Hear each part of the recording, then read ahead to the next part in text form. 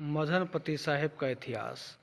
मदनपति साहेब सभी धर्मों में के अनुसार ध्यान साधना किया, उनको कहीं भी ज्ञान की प्राप्ति नहीं हुई। उसके बाद उन्होंने कबीर पंथ के एक संत से दीक्षा ली और फिर ध्यान साधना चालू की। ध्यान साधना करते करते काफ़ी समय बीत गया, उनको सदगुरु कबीर साहब का दर्शन नहीं हुआ। तो उन्होंने मदन साहब ने फिर निर्णय लिया कि आज अगर मुझे सदगुरु का दर्शन नहीं हुआ तो मैं अपना सर कलम कर लूँगा। वे एक जगह ध्यान में बैठ गए और ध्यान में बैठने के बाद तलवार अपने पास में रख ली। उसके बाद ध्यान करते रहे।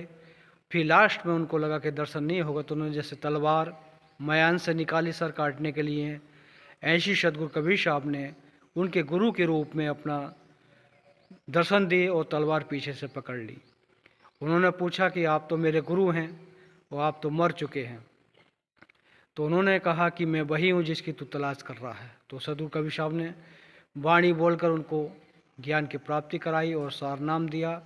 उसके बाद सदगुरु कबीर साहब ने कहा कि आज से तुम जीवों का उद्धार करो, प्रचार प्रसार करो। फिर वो देश भर में जाकर प्रचार प्रसार करते रहे। बिहार में गए, बिहार में एक मरा हुआ हाथी उन्होंने अपनी ज्ञान शक्ति से उसके कानों में शब्द सुनाए और हाथी जीवित हो गया। और बहुत सी कहानी हैं जो मेरे ज़्यादा याद नहीं हैं। फिर उसके बाद यहाँ बढ़िया आए।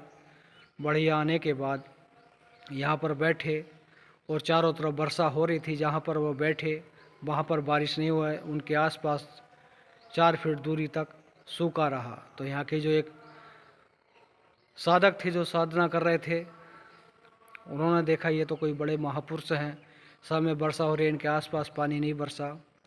तो उन्होंने कहा कि या तो मुझे शास्त्रार्थ में हरा दीजिए तो मैं आपका चेला बन जाऊंगा, और आप हार गए तो आप मेरे चेले बन जाना। तो बताते कि 10 दिन तक वहाँ यहाँ पर बढ़िया आश्रम में ही शास्त्रार्थ चला दोनों जनों में।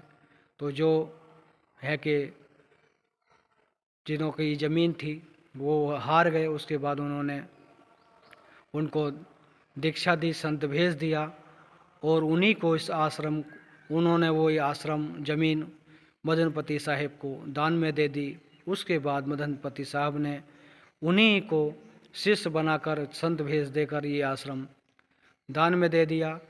और जब से उस परंपरा से ये लगभग 1800 ईस्वी से ये चला आ रहा है। वर्तमान में जो है कि आचार्य साधु शरण साहेब हैं। मैं शांतिदास पुजारी, मगरधाम, उत्तर प्रदेश।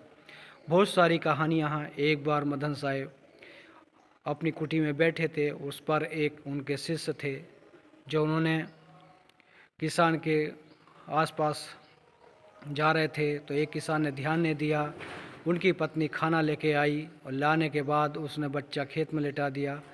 वो अपना पटेला दे रहे थे तो बच्चे की मृत्यु उस पटले के नीचे आकर मृत्यु हो गई। तो पत्नी काफ़ी व्याकुल हुई और उन्होंने काफ़ी विनती की। तो उनके जो मदन साहब के शिष्य थे, मदन साहब की छड़ी लेकर उस बच्चे को जीवित कर दिया। बहुत सारी कहानी है जो सदगुरु कबीर साहब की शरण में आकर मदन साहब ने अपने ज्ञान प्राप्त किया और सभी देश विदेश में प्रचार प्रसार किया। मैं उसी जगह आया हूँ जहाँ पर मदन साहब यहाँ पर रहे थे और सब में वर्षा हुई, उनके आसपास वर्षा नहीं हुई। ये बढ़िया आश्रम सदगुरु कबीर बढ़िया आश्रम विज्ञान जौनपुर उत्तर प्रदेश में है। मैं शांतिदास पुजारी, मगरधाम, उत्तर प्रदेश, इंडिया। अब हम आश्रम की झलक आपको आश्रम का दर्शन कराएंगे। ये सत्संग हॉल है।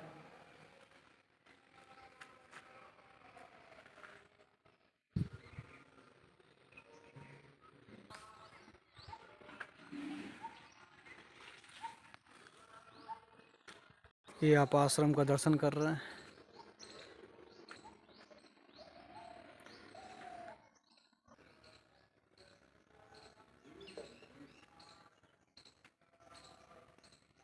आश्रम का दर्शन।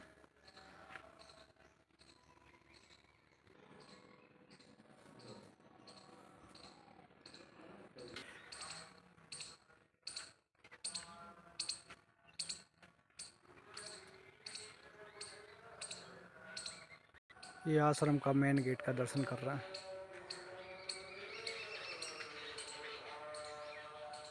जैसे कि आपने अभी मदन साहब बढ़िया गद्दी का आश्रम का दर्शन किया। मैं शांतिदास पुजारी, मगरधाम, उत्तर प्रदेश, इंडिया।